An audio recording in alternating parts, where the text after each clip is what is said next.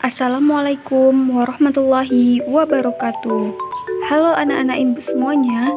Pada hari ini kita akan belajar tema 1, subtema 4 pada pembelajaran keempat dengan muatan pembelajaran bahasa Indonesia. Sebelum kita memulai pembelajaran, marilah kita awali dengan membacakan basmalah. Bismillahirrohmanirrohim. Nah, anak-anak ibu, sebelum kita masuk ke teks bacaan terlebih dahulu, ibu akan mengulas mengenai ide pokok bacaan. Tahukah anak-anak ibu apa itu ide pokok? Ide pokok adalah masalah utama yang dibahas dalam suatu paragraf. Adapun nama lain dari ide pokok adalah pokok pikiran, pikiran pokok, gagasan utama, gagasan pokok, dan pikiran utama. Nah, anak-anak ibu, langsung saja kita masuk kepada materi, yaitu tentang perkembangbiakan tumbuhan dengan umbi. Nah, anak-anak ibu, perkembangbiakan tumbuhan juga dapat dilakukan dengan umbi. Itu ada umbi batang, umbi lapis, dan umbi akar. Kentang dan ubi jalar adalah contoh tanaman yang berkembang biak dengan umbi batang.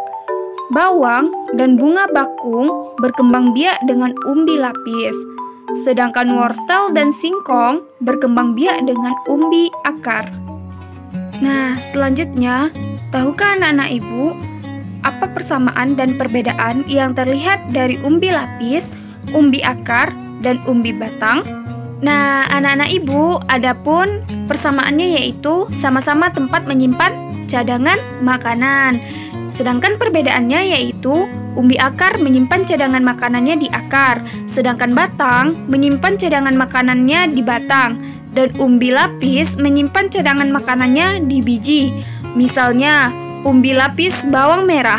Nah, selanjutnya anak-anak ibu akan memaparkan perbedaan dan persamaan umbi batang, umbi akar, umbi lapis dalam bentuk tabel. Silahkan anak-anak ibu perhatikan tabel berikut. Yang pertama, persamaannya yaitu terdapat di dalam tanah. Yang kedua, tempat menyimpan cadangan makanan. Yang ketiga, dapat digunakan sebagai alat perkembangbiakan. Sedangkan perbedaannya yaitu yang pertama, umbi batang terbentuk dari batang yang mengembang. Umbi akar terbentuk dari akar yang mengembang. Umbi lapis terbentuk dari lapisan daun yang tersusun bertumpuk. Adapun perbedaan yang kedua yaitu tumbuh tunas pada bagian umbi batang. Pada umbi akar, tumbuh tunas pada bagian umbi akar. Pada umbi lapis, tumbuh tunas pada bagian pangkal daun. Adapun perbedaannya yang ketiga yaitu umbi batang memiliki akar tunggang. Umbi akar memiliki akar serabut, sedangkan umbi lapis juga memiliki akar serabut. Itulah perbedaan persamaan antara umbi batang, umbi akar, dan umbi lapis. Nah, anak-anak ibu, ini adalah contoh perkembangbiakan pada bawang merah. Bawang merah berkembang biak dengan cara kawin dan tanpa kawin. Dalam proses perkembangbiakan kawin, penyerbukan bawang dibantu oleh lebah dan serangga lainnya sebelum menjadi benih atau biji yang siap tumbuh menjadi individu baru. Namun, proses ini memakan waktu yang lama, sehingga bawang merah sangat jarang berkembang biak dengan cara ini. Selain dengan cara kawin, bawang juga berkembang biak dengan cara tidak kawin, yaitu dengan umbi lapis. Umbi lapis adalah tumbuhnya tunas pada sela-sela lapisan ubi.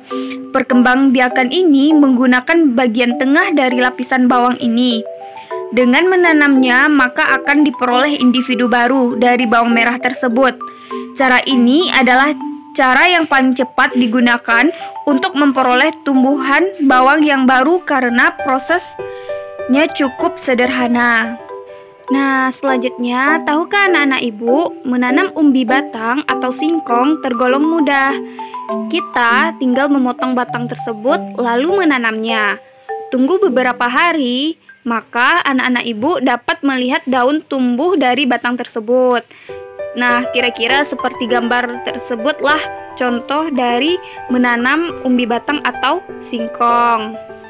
Sekian materi kita pada hari ini. Mari kita tutup pembelajaran kita dengan mengucapkan hamdalah, alhamdulillahirabbil alamin. Terima kasih. Assalamualaikum warahmatullahi wabarakatuh.